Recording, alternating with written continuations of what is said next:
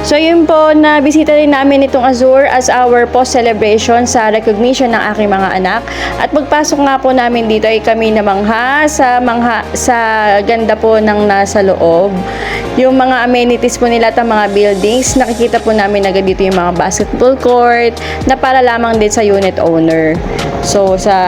And then, ito ang swimming pool nila. Nag-enjoy sila kasi meron po dyang wave pool. At ito ang aming unit ng gabing yon. So, mas gusto namin munang maglibot-libot at napakahangin po sa paligid. At napaka-instagrammable po ng mga view. So, ayan po yung nasa labas. At pagdating po sa gabi, meron po dyang fountain. So, binalak namin sana na mag-swimming. Kaso, naisip namin bukas na lang ng umaga para mas ma-maximize namin yung oras ng swimming namin mula 7 to 12. And then ngayon, pupunta muna kami sa SM Bikutan para magkaroon. Okay, dito ang SM Bikutan. Ayan kami ay gagala. Una, kasi maraming tao sa pool. So, pumunta lang kami sa swimming.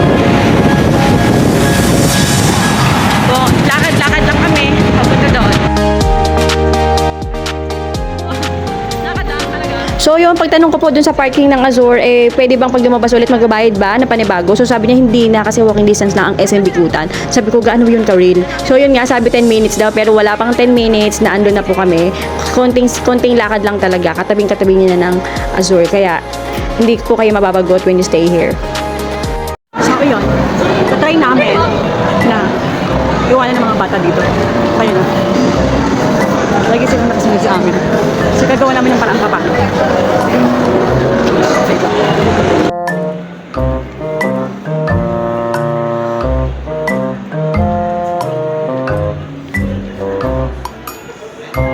Kasi ayaw nila kaming tantanan. Tingnan mo. Oh, dikit na dikit sa amin. Kaya hindi namin sila maligaw. O, diba? Kaya hindi siya maligaw ng daddy niya kasi tingnan mo siya makakapit.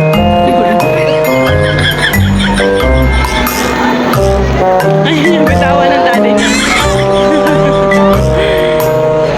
Ano yung bitawan ng daddy niya kasi mawala siya. Ito. Ayaw ko tantanan itong mabaitang to. Ito sila sa akin. Hi, CJs! So, after SM Bikutan, umakyat naman po kami sa roof deck at gusto namin makita ang view nito sa taas pagkagabi.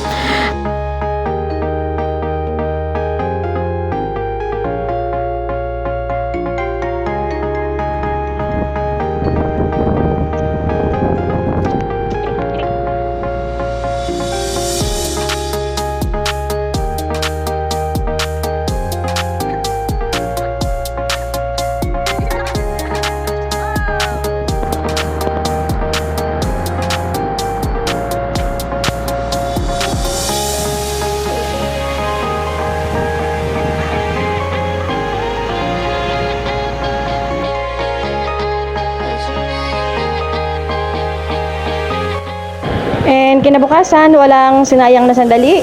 At kami ay dali-dali, alas 7 pa lang ng umaga ay nagpunta na po kami dito sa swimming pool nila. Ang ganda po ng man-made beach nila dito, talaga pong white sand.